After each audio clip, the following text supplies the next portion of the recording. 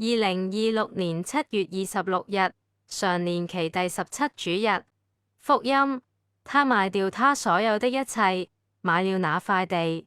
恭讀聖馬竇福音13章44節至52節。那時候，耶穌對群眾說：天國好像藏在地裏的寶貝，人找到了，就把它藏起來，高興地去賣掉他所有的一切，買了那塊地。天國好像一個尋找完美珍珠的商人，他一找到一顆寶貴的珍珠，就去賣掉他所有的一切，買了那顆珍珠。天國又好像撒在海裏的網，網羅各種的魚，網一滿了，人就拉上岸來，坐下，揀好的，放在器皿裏，壞的扔在外面。在今世的終結時，也將如此。天使要出去，把惡人由義人中分開，把他們扔在火窯裏，在那裏要有哀嚎和切齒。這一切你們都明白了嗎？群眾說：是的。耶穌就對他們說：為此，凡成為天國門徒的經師，就好像一個家主，從他的寶庫裏拿出新的和舊的寶貝。上主的話。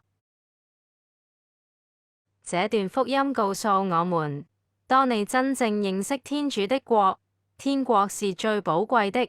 你會發現，放下不是損失，值得人放下一切去得到，而是交換到更寶貴的東西。現在是惡並存，但最後天主會作出分辨。天主，你是仰望你的人的保障，人離開了你，便不能存立，更無聖善可言。求你廣施憐憫，引導我們享用世上美好的事物，擇善固執，爭取永福。因你的聖子，我們的主耶穌基督，他和你及聖神是唯一天主，永生永王。阿們。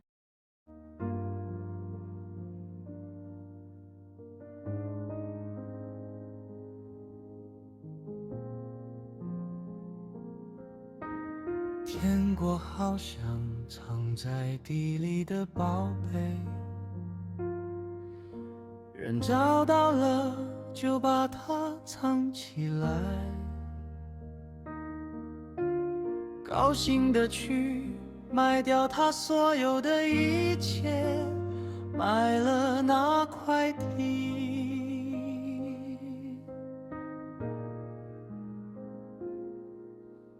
天國又好像撒在海裡的網，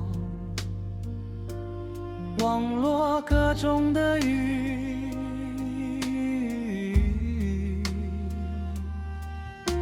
網一滿了，人就拉上岸來，坐下揀好的，放在雞蛋裡。